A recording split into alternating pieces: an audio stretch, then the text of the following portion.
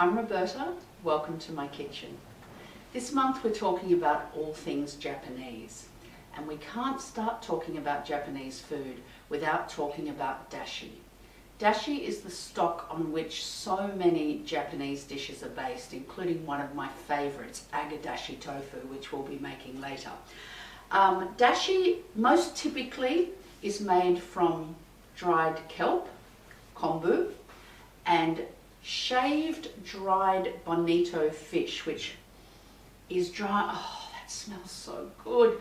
It's dried over a fire, and so it smells smoky. And these two ingredients together make this wonderful elixir. Just like stocks are the base of European cuisine, so they are of Japanese cuisine.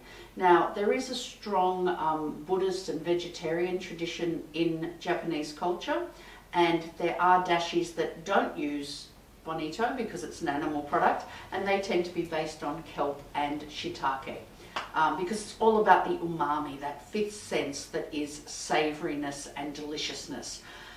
So let's get started making a primary dashi, because we're actually going to make two types of dashi. So we start off with our kelp, and we just give it a wipe with a damp chucks or a damp cloth, because it gets this white film on it. It's harmless, but we're going to take it off because, as with so much of Japanese cuisine, the devil's in the detail, as they say. Everything is done precisely. Now, you don't have to be too precise about ratios. You want about a 10-gram piece of kelp, which looks like that. If it's thin, you might end up needing two of them to make up 10 grams. And we're going to cut it into 5 or 6 pieces. It's tougher than you think. It takes a bit to cut it through. There we go. Cut and tear. And we're going to pop it in a saucepan with some water. And we're just going to hold a little bit of that water back, and you'll see why in a minute.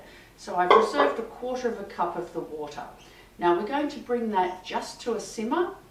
Take it off the heat, add our remaining 1/4 cup just to drop the temperature down, and then we'll add our bonito flakes. But step by step, kombu and water on the stove to bring to a simmer first. So here we are, we're at a gentle simmer.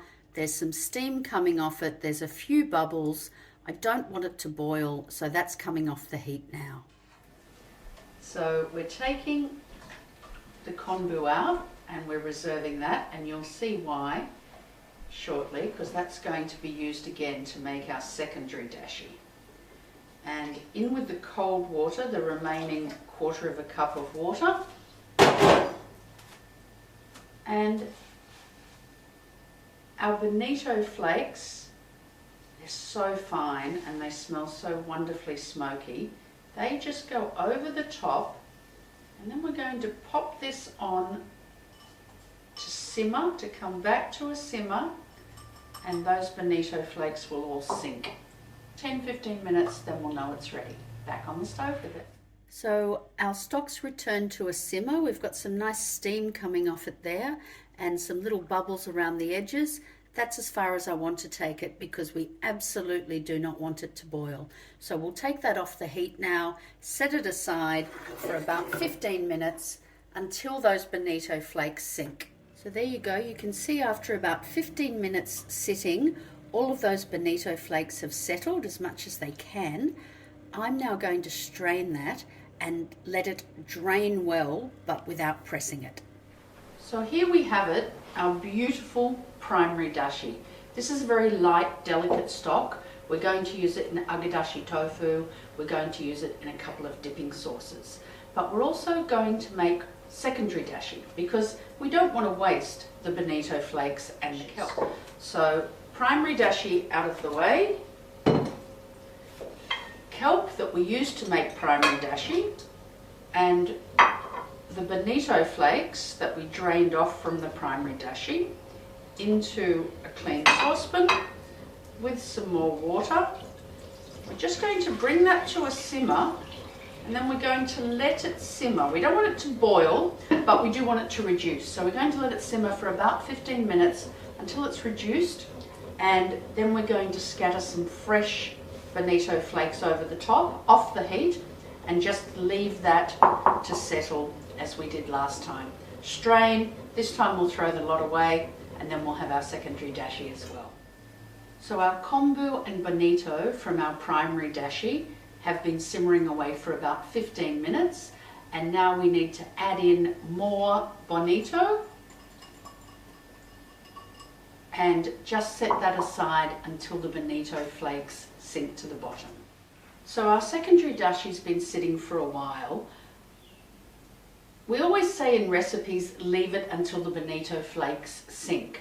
However, there's so much going on there with the kombu and the residue of the other bonito flakes, they don't really look like they've sunk that much. So I think I'm going to say to you, just leave it until it cools down, which is what I've done. And then we're going to strain it, and there we have our secondary dashi. Now, this is not as flavorful as our primary dashi, obviously, because the kombu and the bonito flakes have already been used once before. It's a little more cloudy, a little more coarse, but it's so much better than wasting that kelp and bonito. So here we have our secondary dashi, which we'll use in braised dishes where the cloudiness doesn't matter. We'll use in miso soup where there's bigger flavors, and that lovely, delicate, flavorful, smoky primary dashi. We'll use that in our dipping sauces and in our beautiful agadashi tofu. Enjoy making your own dashi.